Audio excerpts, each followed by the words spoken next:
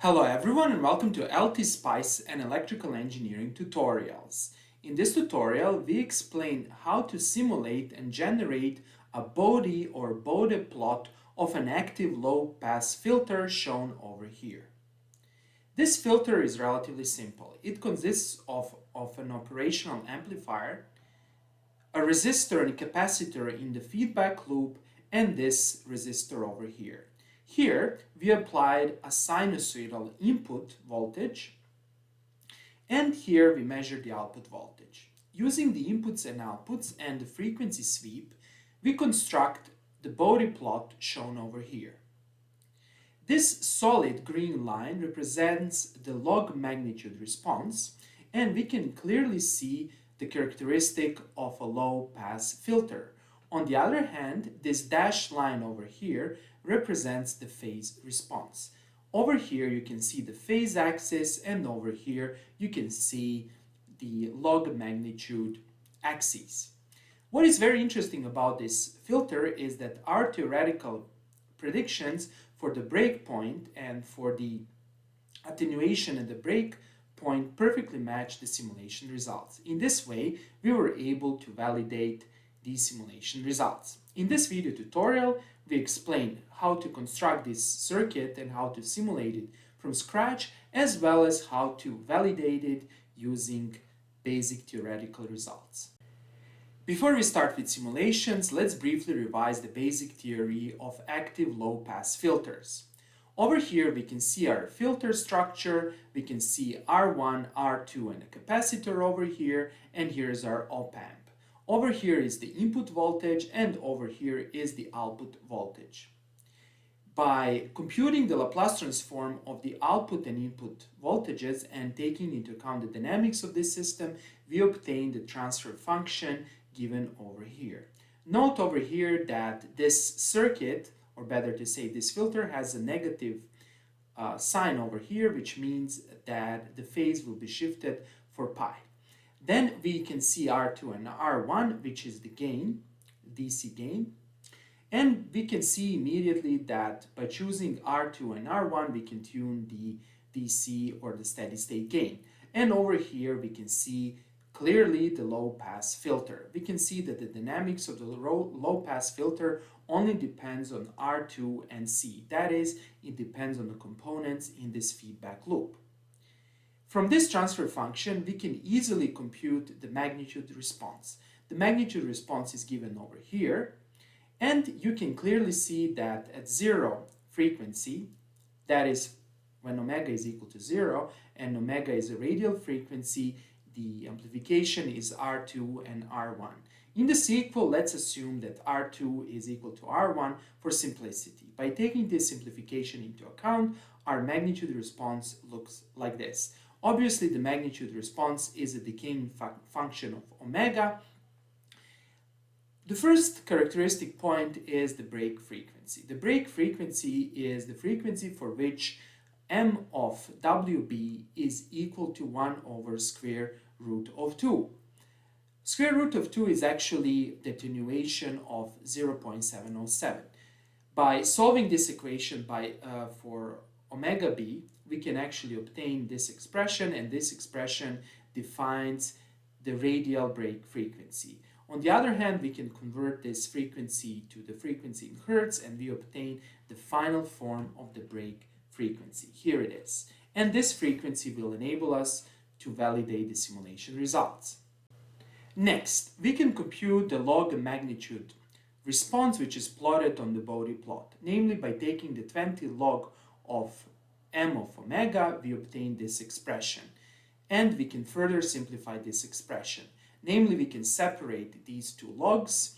We obtain the first log expression and the second log expression. By taking into account that R2 is equal to R1, we finally obtain the log magnitude response, which is clearly a log magnitude response of a low-pass filter. Now, if we substitute omega b over here, that is omega is equal to 1 over R2C, we obtain this expression over here, and this gives us negative amplification of minus 3.1 dB.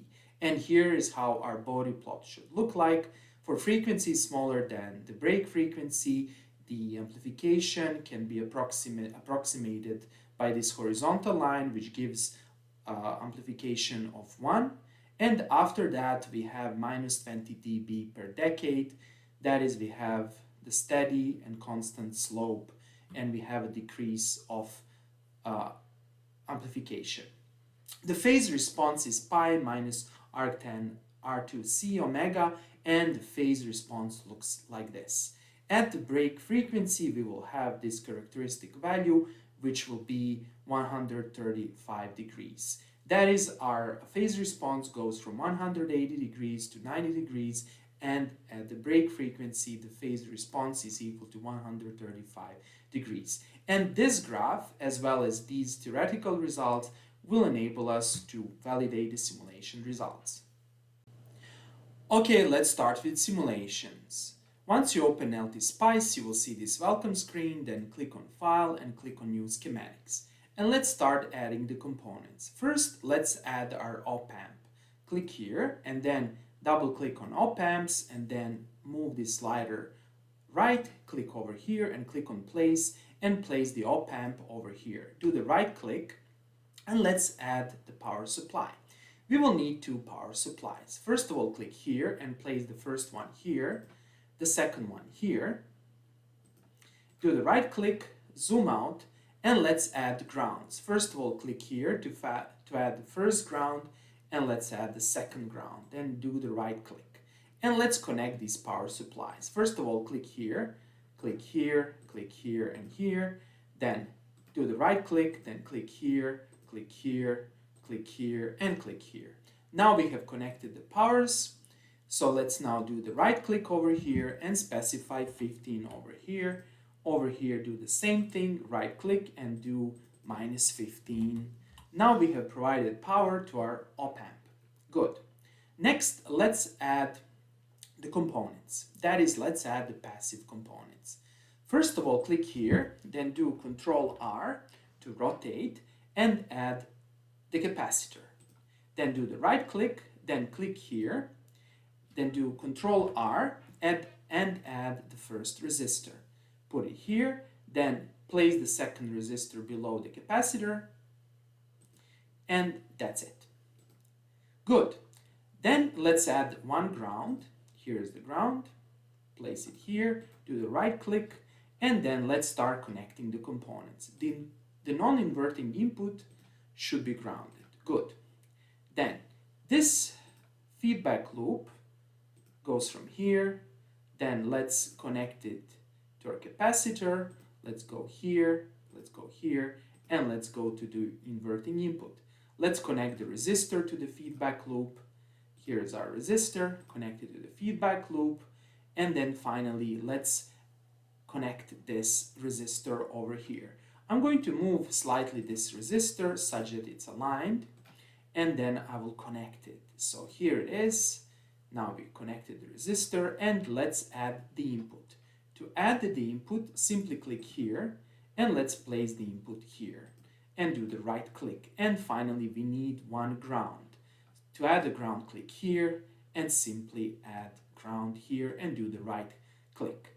And that's it. Let's connect the ground with the power supply and with this resistor, and here we are. Good.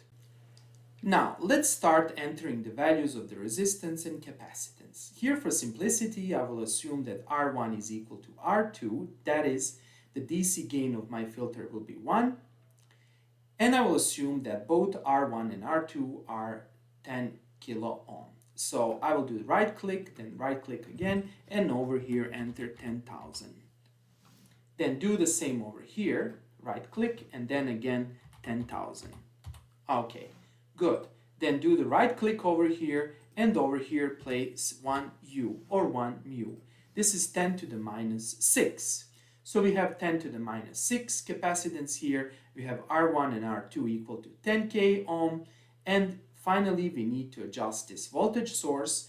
To do that, simply do the right click on over here, then click on Advanced, and over here make sure that you click on the AC amplitude in the small signal AC analysis and place 1 over here and click OK. Good. Now we have almost set everything. Let's now verify that everything is correct. It is. Good. And then let's configure our simulation. To configure our simulation, click here, then do AC analysis, click on type of sweep, enter decade, enter, for example, 10,000 points per decade, specify the start frequency. Let's go, for example, with 0.01, and as a stop frequency, let's go with, for example, 100,000 hertz. Click on OK, place it here, do the right click, and now press this button to simulate everything. Of course, nothing is shown initially. Here you need to adjust this graph. To adjust this graph, do the right click, click on Add Traces, and you can see a bunch of things over here. You can see nodes, currents, etc. Now, it's very challenging to basically plot the results by using the internal notation, since you don't know which node is where. To solve this issue, go back to our block diagram or to our schematics, then find net over here and click here, and then press Y over here on your keyboard and call this point over here Y, then do the right click, then again net, then U, press U here, press OK, and place it over here. Now you have the input and output points. Good. Perfect. Now let's simulate this circuit. To simulate this circuit, simply press here, bang, and we are simulating again. Now do the right click over here, click on Add Traces, and you will see VY and VU. Click on VY and click on OK, and now you will see a bunch of things over here. Here what I will do, I will now click here, and I will delete this trace as well as this one, delete this trace, and again I will delete this trace since this is kind of confusing. So let's repeat this. Do the right click, add traces, just click here, and here in the expression type V of U. This will be less confusing since we are plotting the output compared to input in the log scale, and click on OK here, and voila, here's our Bode plot. Now let's validate this Bode plot. That is, let's make sure that this Bode plot is correct. To do that, let's go back over here and let's analyze where is our break frequency. The break frequency is when omega is 1 over R2C. That is when this term over here is square root of 2. So let's calculate this break frequency. Over here I wrote a simple script where I defined R2C, I defined omega n, which is 1 over R2C, which is our break frequency, and then finally I convert this break frequency to basically hertz by dividing it by 2 pi. And let's evaluate this and let's see where is our break frequency. Here you can see that our break frequency is at 5.92.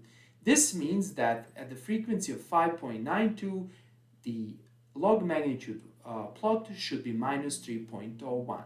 So let's verify that. Do the right click here, then click on place cursor on active trace, and then let's move this cursor until over here you see minus 3.1 or something approximate. So let's move, minus, okay, here it is. And now we can read the values. We can read that the frequency is indeed around 15.9. This means that our simulation results look good. Another check is to check the phase. Namely, if you go back here and if you look at the phase response, which is given by this equation, when omega is equal to 1 over R2C, this term becomes minus pi over 4. So pi minus pi over 4 gives you 3 pi over 4 or 135 degrees. And that's precisely what you can see over here for the phase. Namely, this phase over here is 135 degrees. And this means that we have properly created a Bode plot of the active filter. Okay, that's all for today, and thanks for watching.